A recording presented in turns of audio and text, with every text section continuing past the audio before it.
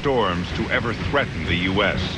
From Florida to North Carolina, millions are urged to get out as Floyd moves in. Please leave the city. Twice as big as Florida, 3 times as large as Hurricane Andrew. The question now is, where will it hit?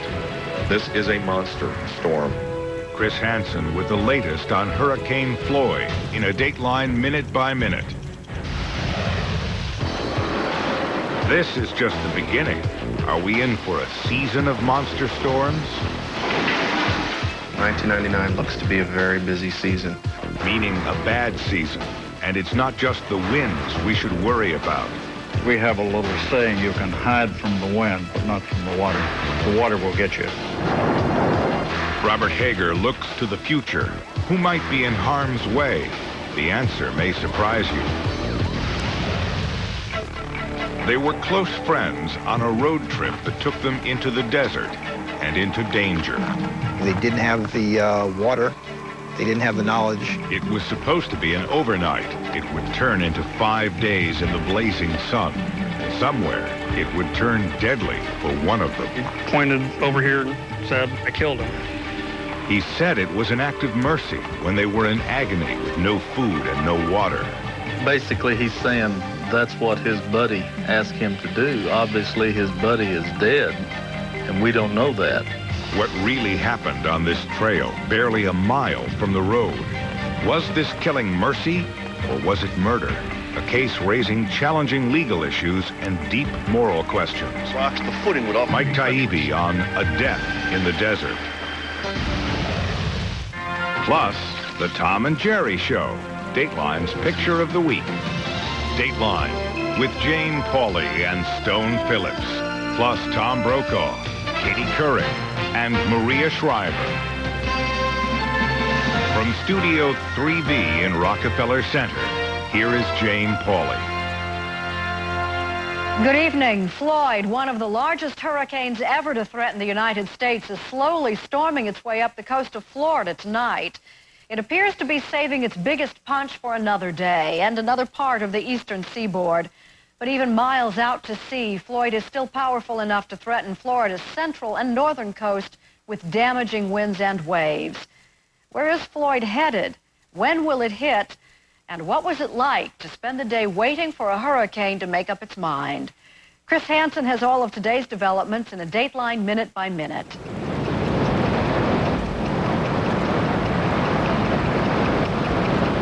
Even as the monstrous storm skirted the South Florida coast tonight, people farther north were terrified that Hurricane Floyd will turn into a repeat of nightmarish storms they've seen before.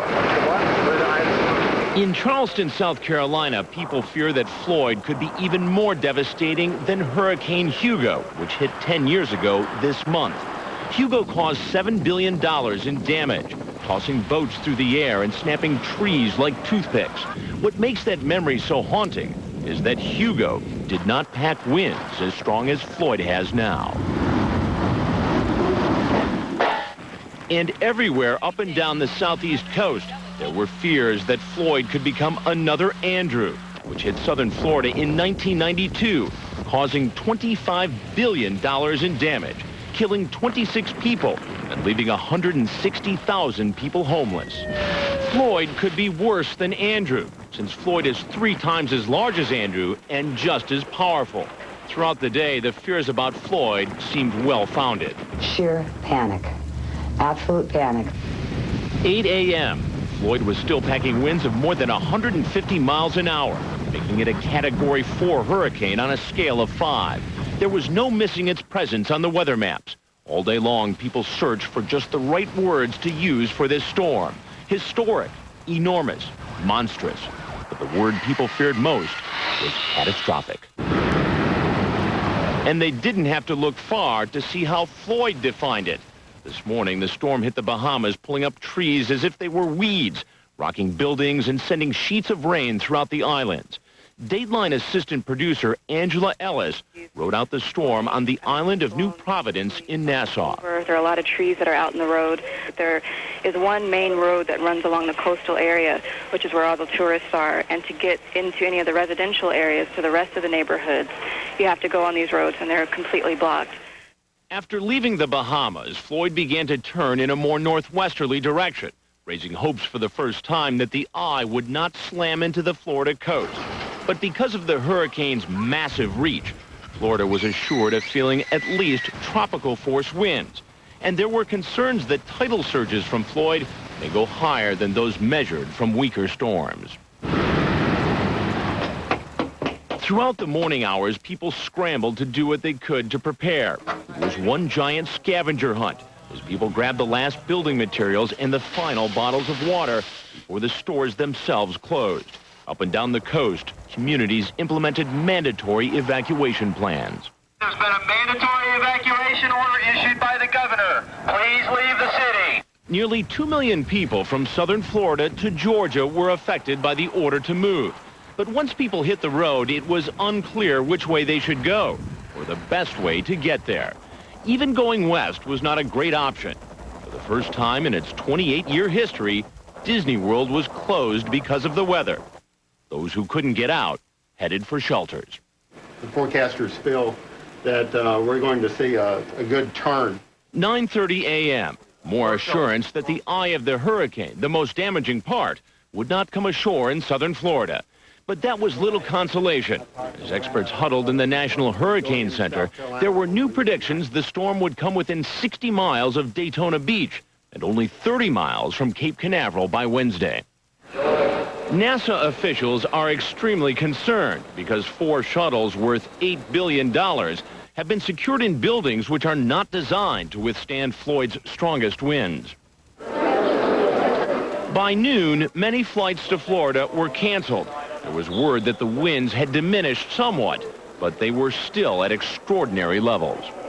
Maximum winds now are about 145 miles per hour. That's sustained. The gusts are even higher. That makes Floyd an extremely dangerous hurricane capable of causing massive destruction. The Bahamas were pounded as the eye of the storm moved through. Television satellite transmission was cut off, so the only way to see the power of the storm was on a weather map.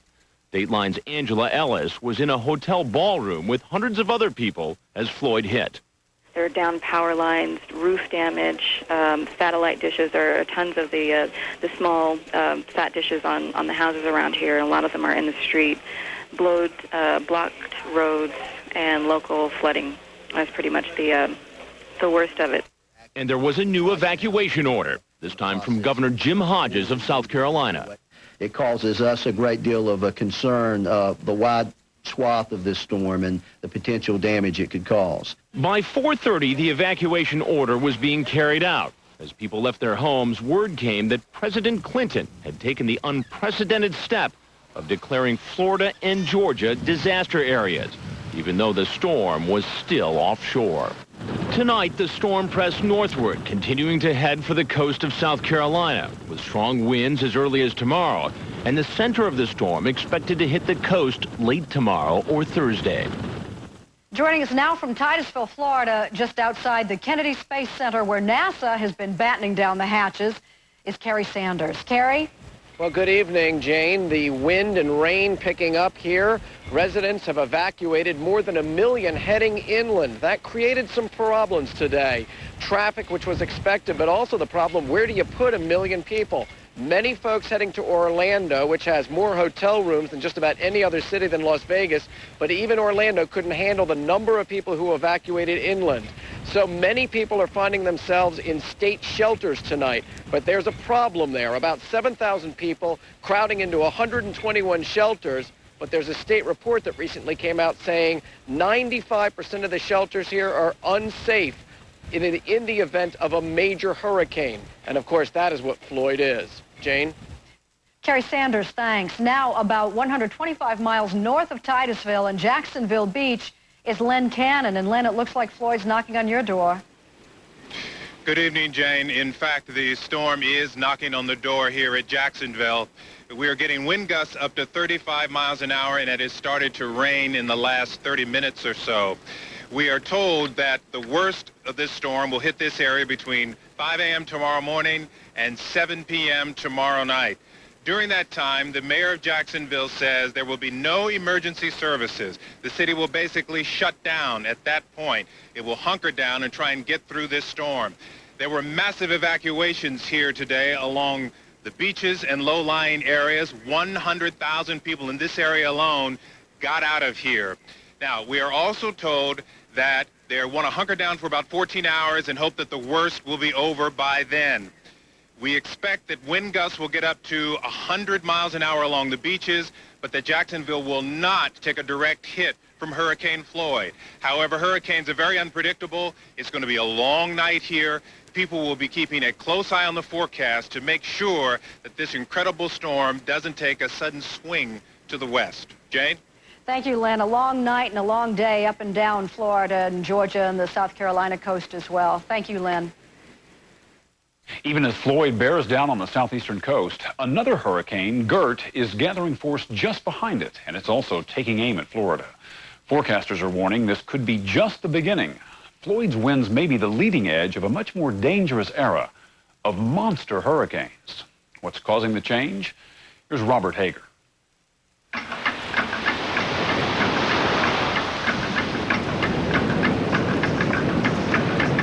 Centuries ago, people of the Caribbean prayed to the powerful god Huracan for relief from the most severe weather they knew, hurricanes.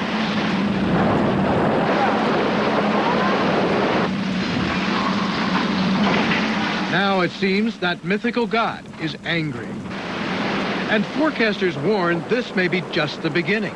1999 looks to be a very busy season. Chris Landsea is a meteorologist with NOAA, the National Oceanic and Atmospheric Administration. It's the federal agency responsible for tracking, studying, and issuing warnings about hurricanes.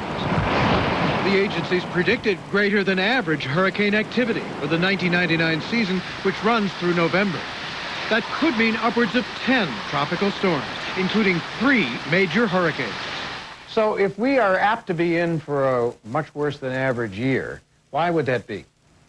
Well, there's several factors that affect hurricane season, one of which is the Atlantic waters themselves. Hurricane is a heat engine, and warmer than normal waters mean stronger than usual hurricanes. Scientists say this year Atlantic waters are warmer. But that's not all. In the Pacific Ocean, the notorious El Nino weather system is gone. El Nino may have brought the rains, but it helped break up hurricanes. Unfortunately, 1999, El Nino is nowhere to be seen. We're still with his bad sister, La Nina.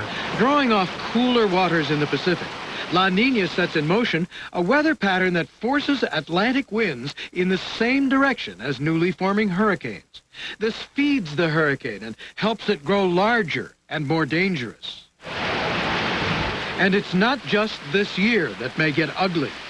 Because of shifting currents in the Atlantic, scientists think we may be entering a whole new era of increased hurricane activity, similar to the destructive days of the 1950s and 1960s.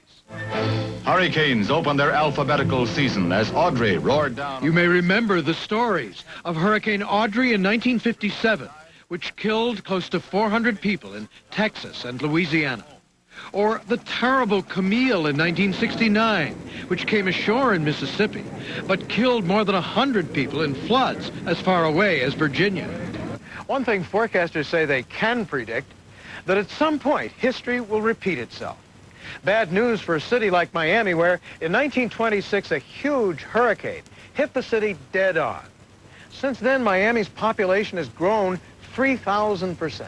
Real estate values out of sight. So that one careful study now finds if the same great Miami hurricane hit today, damage could run to $70 billion. Some buildings in Miami might weather a huge storm. Building codes here were strengthened in the 1990s.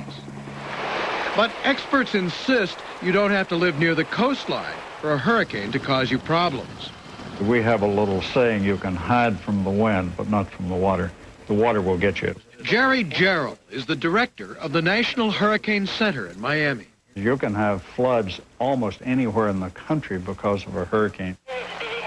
Just last year, 19 people died far from the coastline in Texas due to flooding caused by Tropical Storm Charlie. We got a gentleman down here.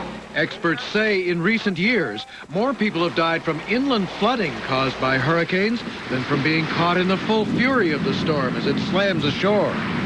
Attention, attention. We have mandatory evacuation at this time. Of course, forecasters can tell local authorities to get everyone out before the storm hits. But ordering an evacuation is no small thing. A lot of people call me Mr. Hurricane. Just ask Billy Wagner, Director of Emergency Management in the Florida Keys. He's in charge of evacuating the country's most hurricane-vulnerable area. My greatest concern is dealing with two of the most unpredictable factors known to man, and that's human nature and Mother Nature. Just last year, as Hurricane George moved ominously toward the Keys, 60% of the residents told to evacuate ignored that order. I'm waiting for something exciting to happen. That's dangerous thinking, Wagner says. He and other hurricane veterans know from hard experience that the one constant with hurricanes is their unpredictability. Everyone that lives in an area that has any kind of possibility of being affected by a hurricane must be prepared, because you never know when it's going to be your turn.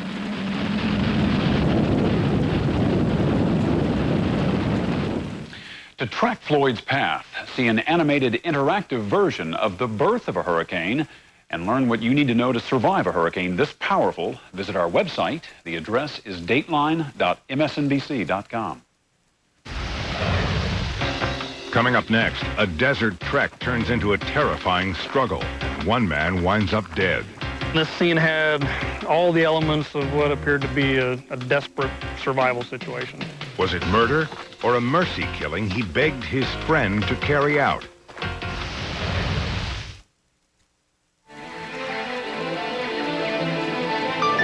If you were a new luxury car, how would you stand apart from the rest? Would you have the most powerful V6 in your class? Or the largest interior? Maybe you'd offer amenities you couldn't find anywhere else. Imagine how special you'd be if you could claim all of them. Presenting the all-new Infiniti i30. It's all the best thinking. Now for Yellow Page listings, AT&T customers can dial 00. AT&T Double Info. Yeah, I need the number for a Chinese restaurant. Fast. How does fast walk sound? Perfect. Oh, it's magic. You know. All right, so you call me. Oh, yeah. Need a number, but don't have all the information? Oh. Now AT&T customers can dial 00. AT&T Double Info. I'm looking for Carla Young. Oh, you found her. You found her. So, Jane told me about your cholesterol. I know. Dad struggled with that, too. Yeah, but Dad didn't have this. My doctor told me about it. Butter? No, it's completely different. It's Benecol. New Benecol reduces bad cholesterol up to 14% and starts to work in just 2 weeks. My cholesterol's gone down 20 points. This Benecol really works. Mm. It really felt good getting those test results. You never did well on tests. I did, too. Did not. New Benecol spreads and dressings, a delicious way to reduce cholesterol. Did, too.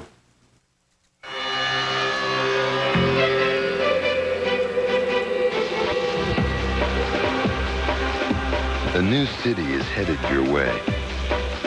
It listens and bends and goes out of its way to do the things you want it to do. Your Citibank credit card is now your Citi card. It's the card built around you. Find out how different life can be at Citibank. Dateline NBC, winner of 2 1999 Emmy Awards. The year's most honored news magazine, Dateline NBC, will be right back. This summer, put Cadillac Seville's amazing performance to the test and get a lesson in power and control. Then put our lease to the test. Lease a new 99 Seville for just $549 a month. Call for complete lease details. You'll even get a 3-year SmartCare basic maintenance contract at no extra charge. So drive a Seville today and put Cadillac to the test. Let's go, girls. New Revlon Every Lash Mascara. makes lashes their fullest, beautifully defined. Plus, comb separates every lash. Goodbye, clumps. Oatmeal lovers, book a chapel in Vegas. If you have a passion for moist, chewy oatmeal and satisfying chunks of real fruit, then say I do to new Nutri-Grain Fruitful Squares. Fill up and you're good to go. Tylenol House Call. Information for healthy living. Watching Wayne Gretzky, you'd never know the great one could have common arthritis. When my doctor told me that my aches and pains could be the early signs of arthritis, I was really surprised. It's not unusual. Millions of Americans under 50 have arthritis. Millions more are at risk. What should you look for? Risk factors include an active occupation, past injury, family history, age, and weight. Early signs of common arthritis include joint pain and stiffness. Well, what do you do for your arthritis pain? I take Tylenol. The first choice of doctors for arthritis pain is the medicine and Tylenol Arthritis Extended Relief. Tylenol works as well as the leading arthritis prescription, but it's much gentler on your stomach. So Wayne, how does it feel to be retired? Pretty good. These days it's fun to be knocked around. Could your pain and stiffness be the early signs of common arthritis? Talk to your doctor, like Wayne Gretzky did. Tylenol House Call is brought to you by Tylenol Arthritis. From the creator of Law and Order, a second Law and Order series. Law and Order, new faces. How many women? How many are still alive? Law and Order, special cases. I hate him for what he did to you. Law and Order, Special Victims Unit, premieres NBC Monday, 9, 8 Central. Law enforcement officials call it a homicide unlike any they've seen before. It could be one of the most legally challenging cases in New Mexico history, one that raises deep moral questions. And survival experts don't know of any other situation like it, where the desperation of being lost in the wilderness has led to death under such mysterious circumstances. It's a tragedy that will have families, friends, and lawyers arguing for years about what's mercy and what's murder. Here's Mike Taibbi.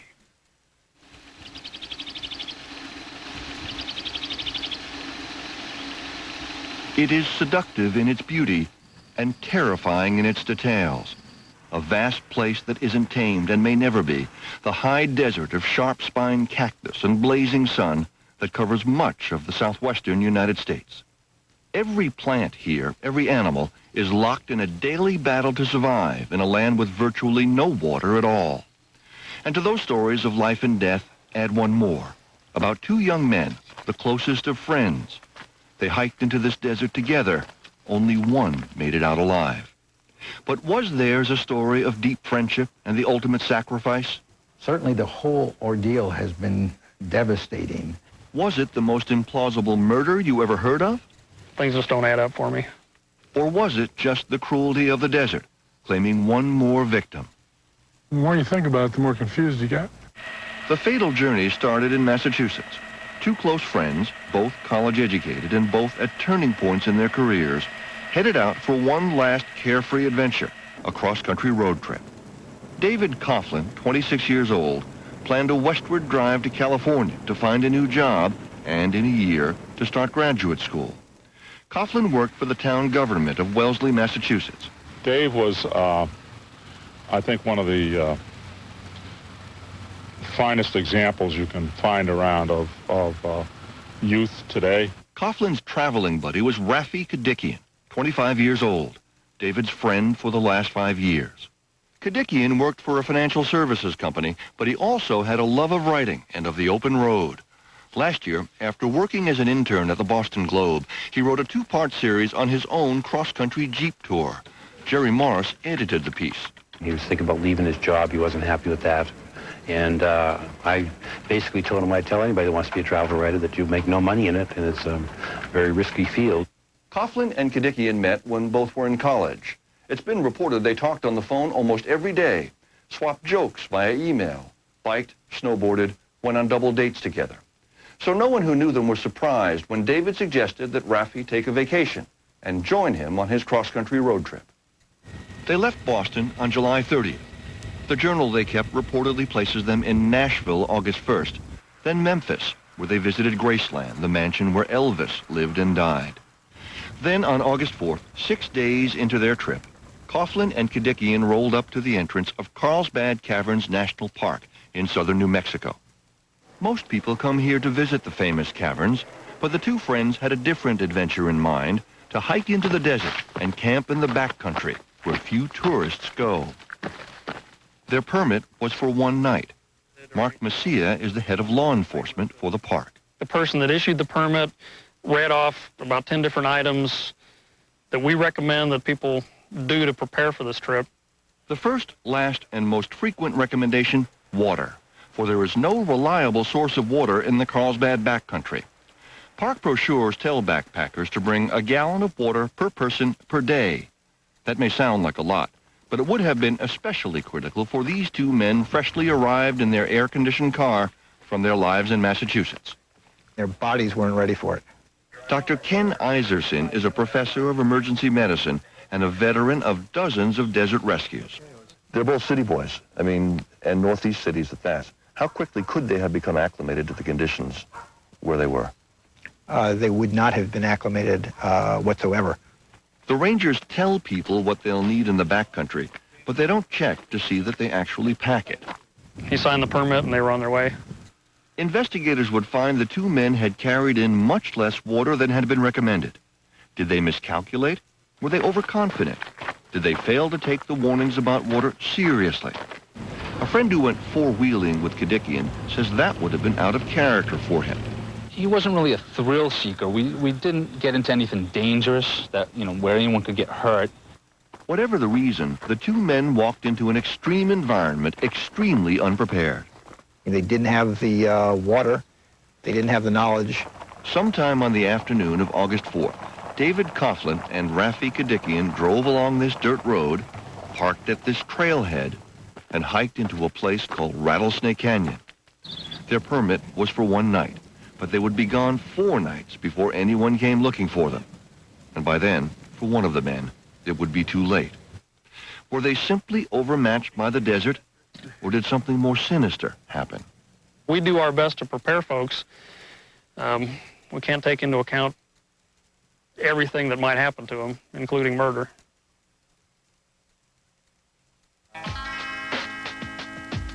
Enjoy the power and beauty of your youth. Don't worry about the future. Sing. Finally, a minivan to live by. Introducing the all-new Mazda MPV.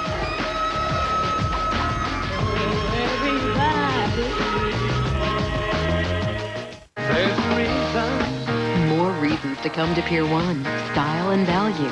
The scroll dining table, only $149. Chair $79. Only at Pier 1. Because right now, all dining groups are on sale at Pier 1. You ever arrest anybody you thought was innocent? Libby Parsons was framed for a murder that never happened. He's out there somewhere. Now she's got to prove he's alive. She came here to kill one of your prominent citizens. How's she planning on doing that? The 38 special she stole from me. Even if she has to kill him. You can walk right up to him and pull the trigger. He can't convict you a second time. Tommy Lee Jones, Ashley Judd. Hello, Nick. Can it do something? What are you talking to me for? She's the one with the gun. Double Jeopardy. Rated R, Friday, September 24th, everywhere. Sometimes less isn't more. More is more. New Sara Lee New York style cheesecake. Big, classy, creamy, right out of the freezer. Sara Lee, add some delicious to your life. Hey, America, take your best shot. Twirl it. Slurp it.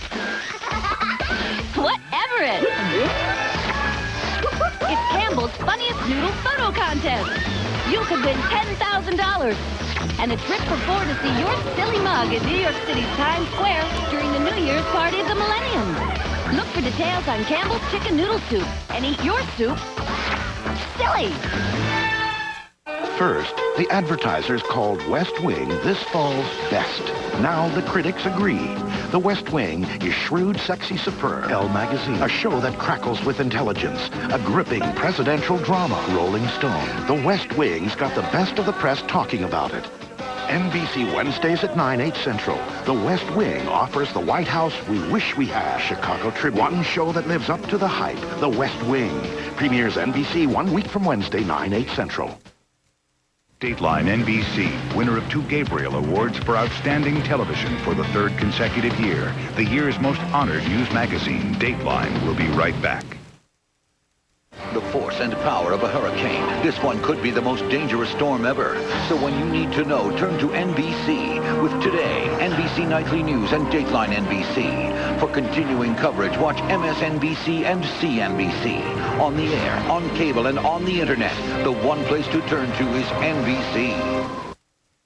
Tonight, bring on the night team. News Channel 8 at 11. An exclusive report on the new Carissa. News Channel 8's Gary Chittum goes on board the stern to give you an update on the salvage operation. Plus, why would someone brutally attack a local high school football player? We talk to the coach and teammates. How long will our summer weather continue? I'll have your forecast. Bring on the night team. News Channel 8 at 11, where the news comes first. The countdown to 2000 in Pioneer Courthouse Square has begun.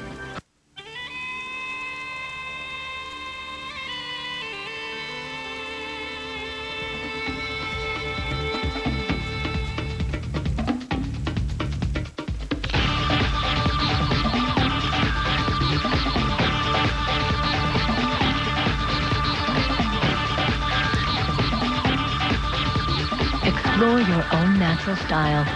The Women's Fall Fashion Sale at Mervyn's, California. Going on now.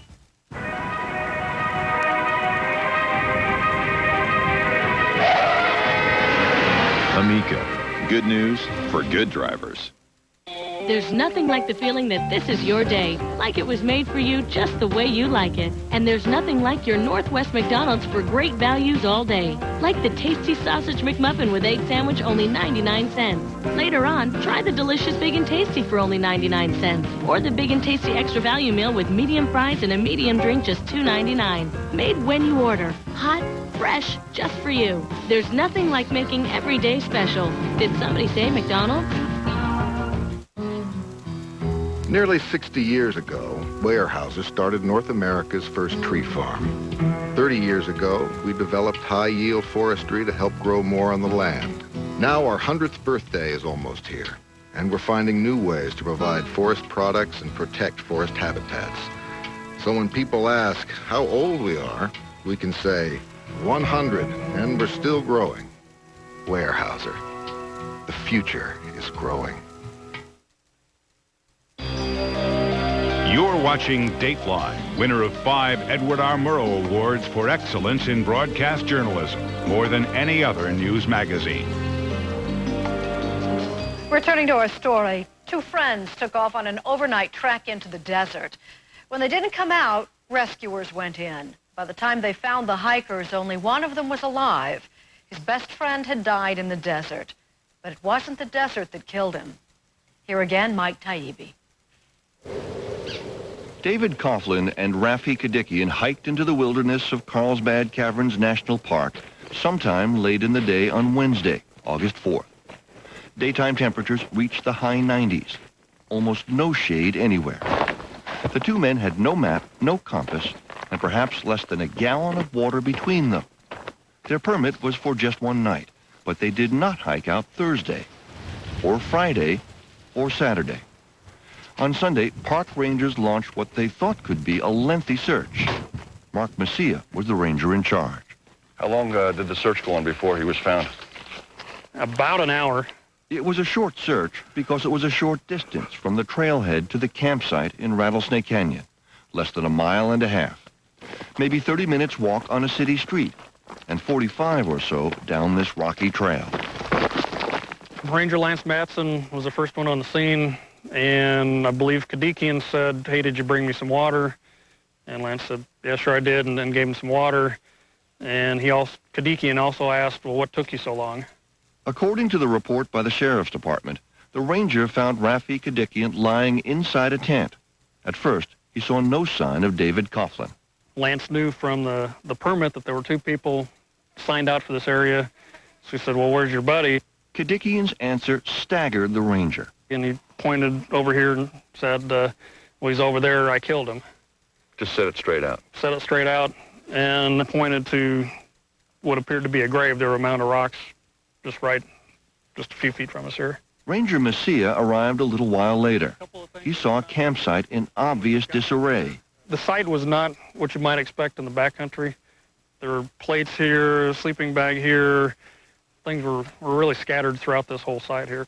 And Messia and the other rangers all noticed this at the site, the letters SOS spelled out in rocks, with the last S not quite finished, as though whoever made it simply ran out of energy for the task. This scene had all the elements of what appeared to be a desperate survival situation.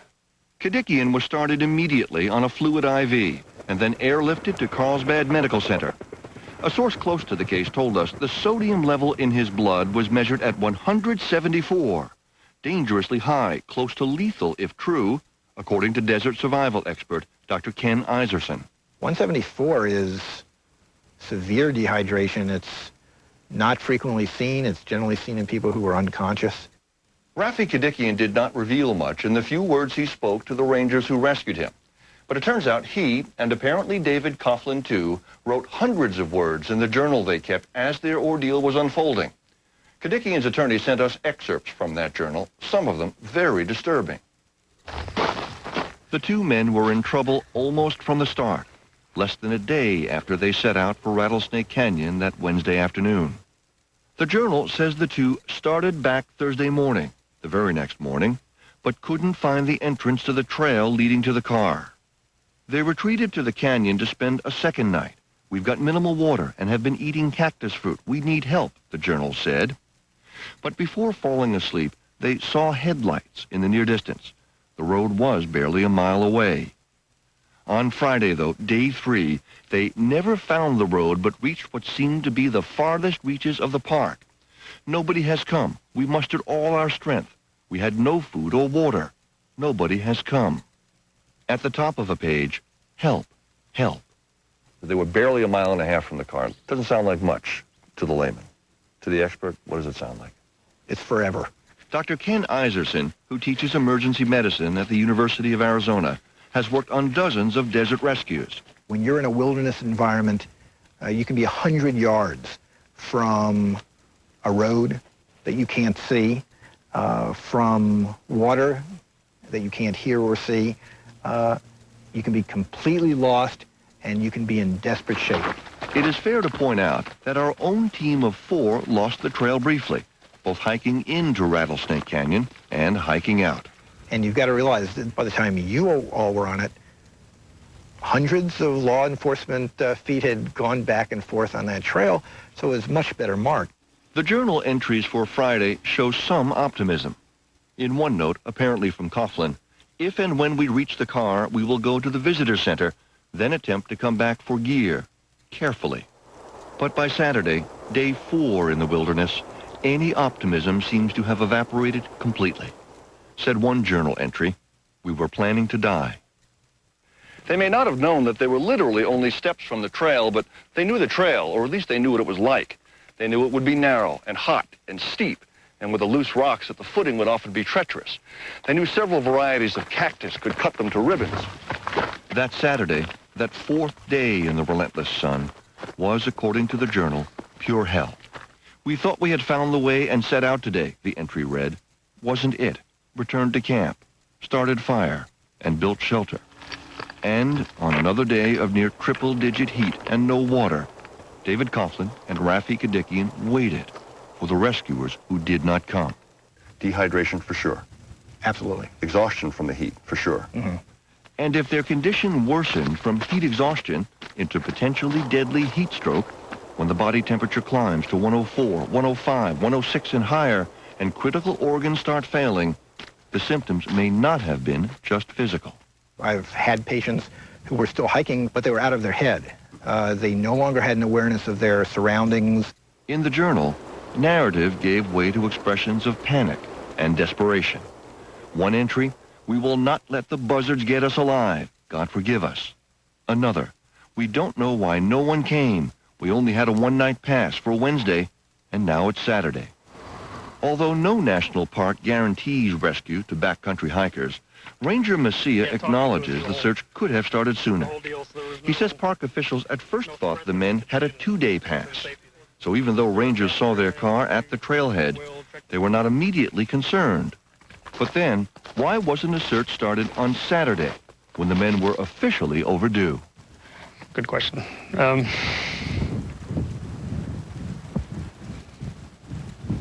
I really don't have an answer for that. There were a lot of journal entries that Saturday, many of them goodbye notes to friends and family in words devoid of hope. From David Andrew, presumably Coughlin, a message to a girlfriend. I do not know what to do right now, but I am in utter agony, and I know you would understand. I love you so much. You will always be in my heart, and you will always have an angel standing by. From Kadikian to a girlfriend, do me a favor, cry once in a while. It'd be cool if now were one of those times. And to Mom and Dad and Grandma, as far as I'm concerned, you guys did a damn good job. I hope you know that. I loved you all very much. Never forget that. God has made my life decision for me. No more worries. And then the next day, day 5 without water, when the temperature would top 100 degrees, with both men unquestionably sick from the heat and maybe delirious, Raffi opened the journal and scrawled the following. Sunday, I killed and buried my best friend today. Dave had been in pain all night. At around 5 or 6, he turned to me and begged that I put my knife through his chest. I did, and a second time when he wouldn't die. He still breathed and spoke, so I told him I was going to cover his face. He said, okay. He struggled, but died. I buried him with love, God and his family and mine. Please forgive me. Does the punishing, relentless heat explain David Coughlin's wish to die? Or Raffi Kadikian's willingness and ability to kill him? Or is this story really about something else entirely? My mama told me you better shop around.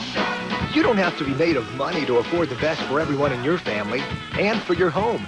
The very latest styles and colors, the very best quality, and huge selections of everything you want. It's easy.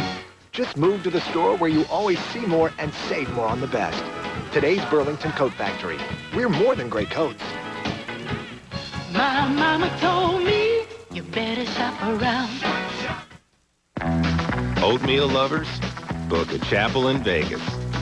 If you have a passion for moist, chewy oatmeal and satisfying chunks of real fruit, then say I do to new Nutri-Grain Fruitful Squares. Fill up and you're good to go. Remember life in the fast lane? I do. First you meet, then you get married, and things slow down. Yeah, right. To help you keep up, drive the supercharged Regal GS Sports Sedan. Plenty of room, standard traction control, and the most power in its class. Get up to $35.67 average finance savings with 1.9% APR financing for 60 months on 1999 Regals. Official car of the supercharged family.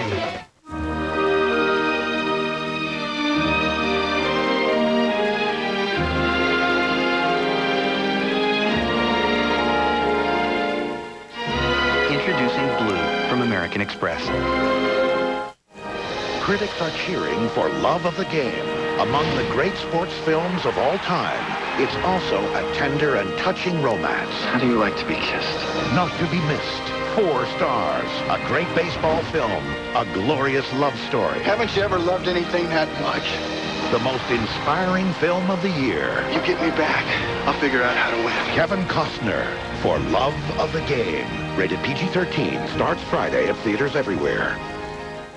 Later on an all-new Tonight Show, boxing champ Oscar De La Hoya and Gina Gershon reveals that she boxed Bob Dylan. He was a good sport. Did he trash talk like this? No, you said. Plus the next president of the United States, Iron J. I want to say hello to my fellow Americans and, of course, you ladies, too.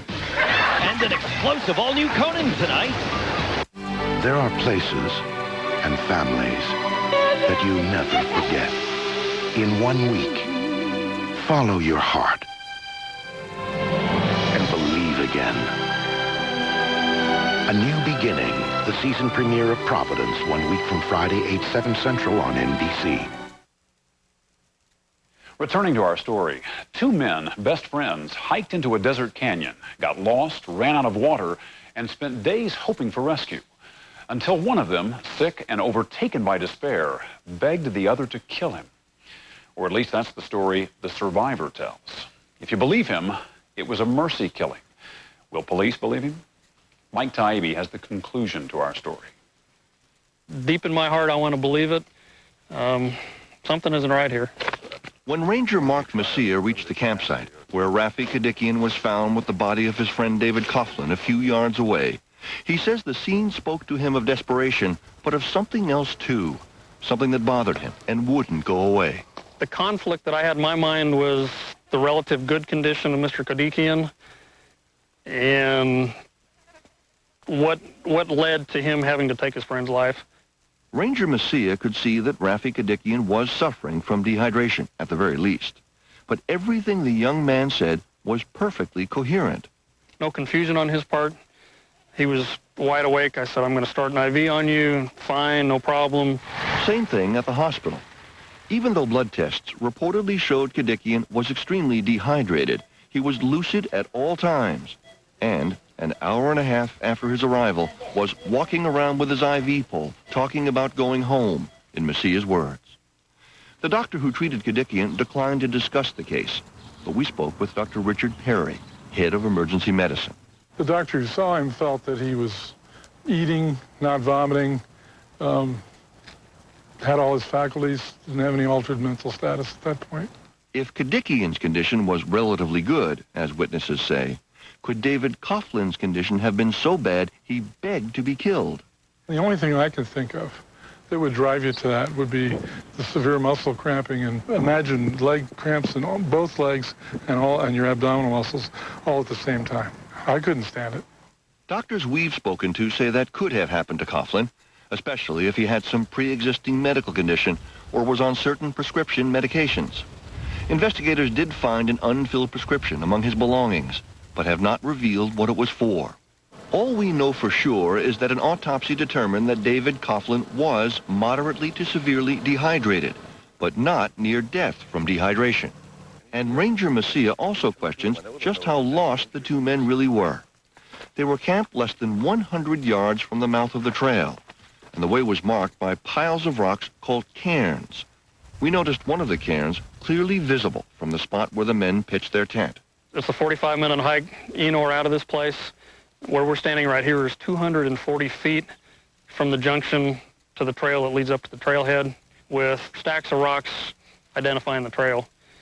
So it's kind of hard to believe that they're desperately lost here. Of course, if the men were in the throes of heat illness, they might have been too weak to hike out.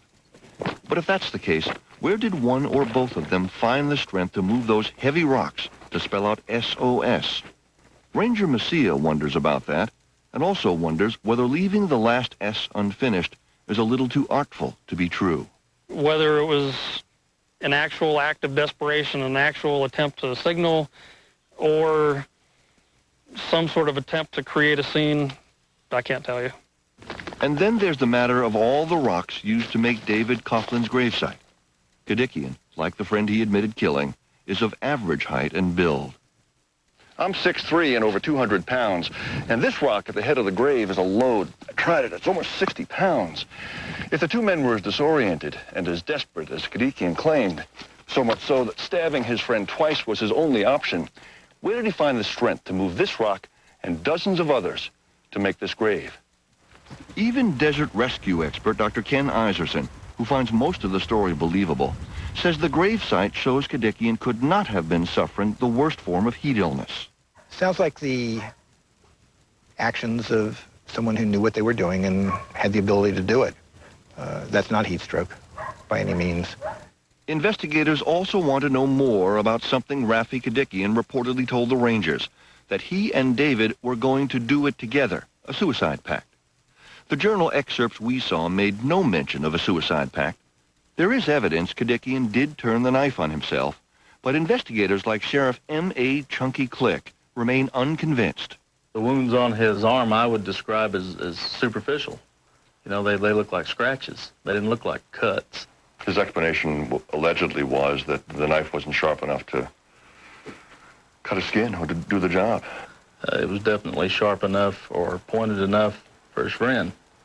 Click points to Kadikian's experience with backcountry Jeep trips, outlined in the newspaper articles he wrote, and wonders how Kadikian and his friend could have become so unhinged. He's traveled extensively in southwestern New Mexico, one 10-week venture, where he spent 14 days out of that 10 weeks in a motel. The rest of the time was spent out under the wide open blue sky. So, you know, I think he definitely had some experience in being out in the wild. Click wonders, too, why the men chose death when they still had some means of survival. It's my understanding that there was a little food left. Yes. There was some bread. Bread. There was a can of beans. Can of beans obviously have some type of juice in them. A liquid. They could have been frightened. Exactly. With less than a gallon of water. I drank almost a gallon of water walking in and out today. You know, given that same scenario, I might die from exhaustion or fatigue or dehydration trying to drag him out or to walk out and find help for him. I might slap him and try to get him to his senses. But I don't think I could kill my best friend. Sheriff detectives also want to know why they found only one sleeping bag at the scene, a bag like this one, and why they found charred fabric and fragments of zipper in a fire pit, suggesting the other bag may have been burned. Were the men trying to make a signal fire, or was Kadikian destroying evidence, perhaps that Coughlin was actually killed while he slept? In the absence of answers, Sheriff Click's investigators are questioning everything, even the journal Kadikian handed over.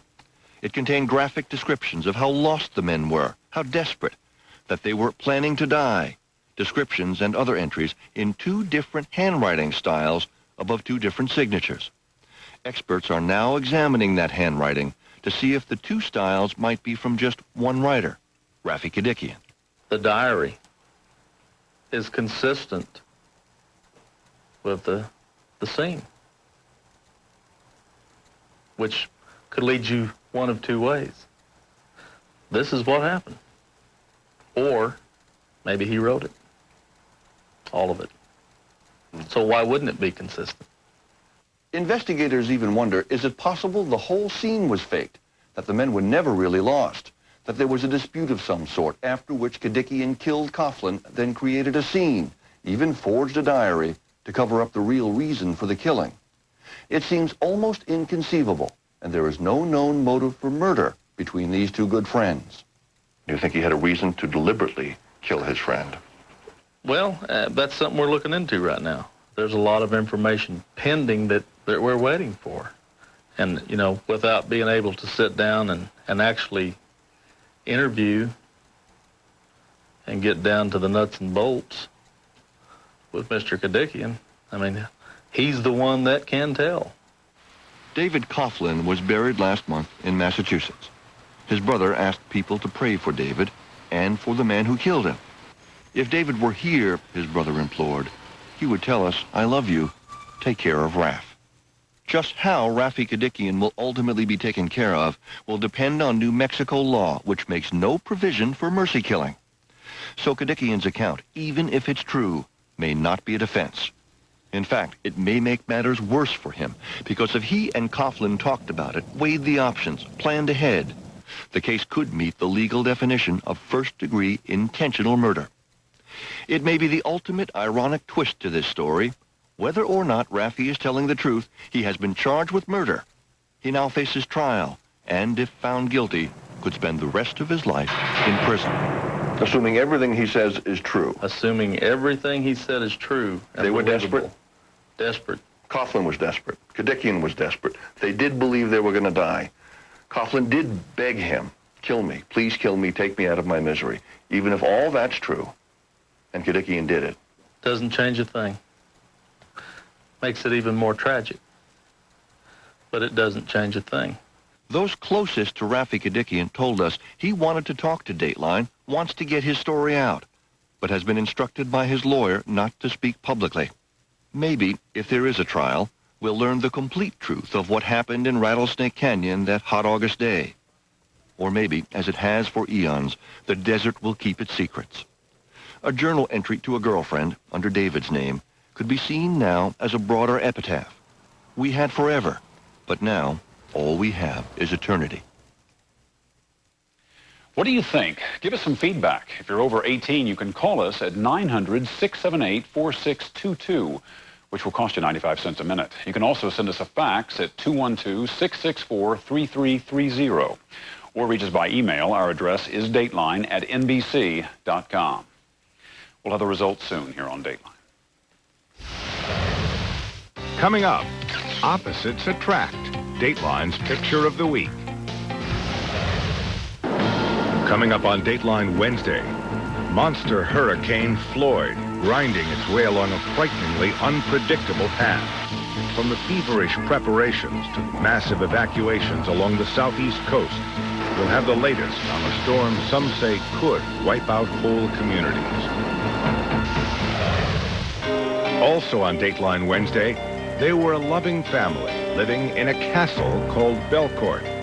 Then they welcomed a stranger into their lives and hearts. Mrs. Tinney was crazy about you.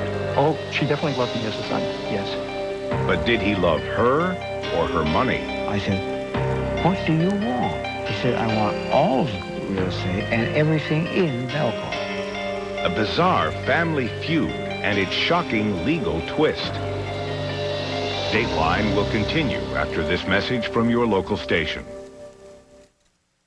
Tonight at 11 on Northwest News Channel 8, we may not have to fear Floyd, but some Northwesterners are braving the elements and heading down to Florida. We'll tell you why tonight at 11 on Northwest News Channel 8, where the news comes first. I'm serving a party of 20 at 7 o'clock, whether this pain goes away or not. So I took something stronger, something faster. I took Advil liquid gels. See, they're stronger and faster on tough pain than extra-strength Tylenol, and, well, it just makes sense that they are. Liquid gels are the only pain reliever with liquid inside. Nobody else has that. Nobody.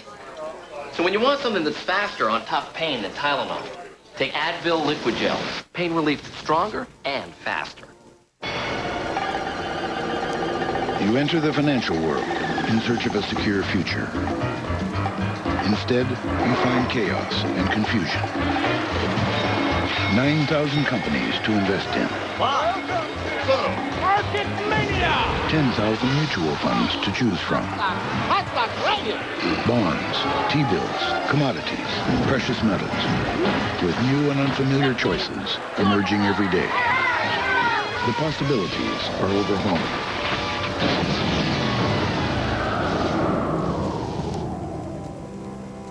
Fortunately, there is a beacon in this complex world. An expert partner who, for half a century, has helped tens of thousands of individuals and families find comfort instead of confusion. Come to the mountain called First Union. Or if you prefer, the mountain will come to you.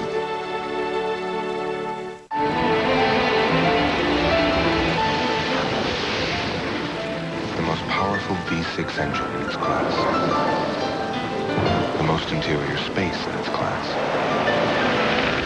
Amenities that would surprise you in any class. For those seeking refuge from mediocrity and compromise, we offer the Sanctuary. Presenting the all-new Infiniti i30. It's all the best thinking. And now here's Katie Couric with a look at what's coming up tomorrow on Today. Katie? Thanks, Stone. We'll have the latest on Hurricane Floyd. How bad will it get? Also, what sags, bags, and wrinkles can you live without? Our series on laser surgery may have the answers. That's tomorrow morning on Today. And looking ahead to Thursday, Amy Fisher joins us for her first TV interview since her release from prison. Jane? Thanks, Katie. Finally tonight, a real-life game of cat and mouse. From Phuket, Thailand, we call our picture of the week Tom and Jerry. We'll make that Juan and Jerry. Juan, a reformed mouse masher, found Jerry in a closet and decided to take him home for dinner as a guest. Now the two not only dine together, they share a pad and pedicure and an occasional cat nap. Juan really seems to love his Mises to pieces. That's all for this edition of Dateline. Join us for Dateline Wednesday, tomorrow night at 8, 7 Central. Now stay tuned for your local news. I'm Jane Pauley. For all of us at NBC News, good night.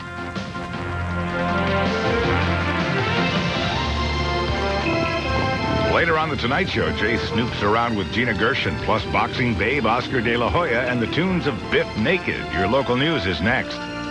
Coming up, the eye of the storm is getting dangerously close. Hurricane Floyd is headed inland. Plus, a student athlete is attacked outside Fort Vancouver High School. And police pull over hundreds of truckers in a Northwest safety sting.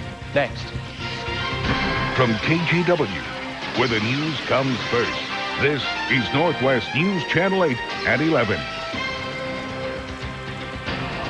It's 170 miles offshore and a little more than a day away from landfall. One of the worst storms of the century is now headed toward the Carolinas. Hurricane Floyd is our top story tonight. Good evening, I'm Joe Donlin. Carol has the night off. Airports are closed. Entire cities are ghost towns. From Florida to the Carolinas, millions of people are leaving their homes trying to avoid Floyd. Hillary Lane has the latest tonight from Titusville, Florida. Good evening. As this terrifying storm makes its way up the coast, the winds are picking up and the rain is becoming more steady. This is just giving us still a little taste of what's yet to come. Nightfall, usually peaceful. But as residents along the Florida coast go to sleep tonight, the worst of Hurricane Floyd is likely to rage outside. Many have already fled. As Floyd moved toward the U.S. coast, residents moved away. From Titusville, Jacksonville, Savannah, Charleston. Because it took us to get maybe 5 miles, 3 hours. Islands in the Bahamas took the first hit. Floyd left streets flooded and trees uprooted. Then, as forecasters expected, the storm took a northerly turn, sparing South Florida, but setting this monster hurricane on a crash course with South Carolina. People must leave their homes. This is an extraordinary storm. At Paris Island, the Marine training base, the same people who protect the country protected themselves. More than 2 million people have fled the coast. They filled inland hotels and packed shelters to their limits. I'm terrified of the storm. This is one of the worst ones that Florida has seen in years. This storm is so big, no one wants to battle the brunt of it. President Clinton has made the preemptive move of declaring parts of Florida and Georgia disaster areas. That should speed up the motion of getting federal funds to these areas if they need it. Hillary Lane, NBC News, Titusville, Florida. Let's get the latest on the hurricane's path right now. Matt Zafino's tracking it, and he's here now with the latest. Thanks very much, Joe. It is an immense hurricane. You usually don't, let me put it this way. A big hurricane usually maybe 400 or 500 miles in diameter. This one is 600 miles in diameter, and you can watch as it took the turn to the north right here. Now, we have a live picture for you from Jacksonville, Florida. This is fairly impressive stuff, and you know what? The wind is blowing here only at about 25 miles an hour, but already look at the giant swells being kicked in from the monster storm that's brewing off the coast there. Now, let me show you something else that's interesting about this storm. We will zoom in, and I'll show you the wind contours for this storm. In this center area, that's where you have hurricane force winds and stronger. And then the second area, that's where you have tropical storm force winds, and then finally tropical depression force winds just now beginning to hit the coast. So the worst of it's still offshore. This area is about 250 miles wide. That is really, really large. The next hurricane out there, Hurricane Gert, its area is only about 60 miles wide. So this is like twice as big with the hurricane force winds. We'll pull back out. Here's the forecast path. Takes it up the east coast, bringing it inland near the South Carolina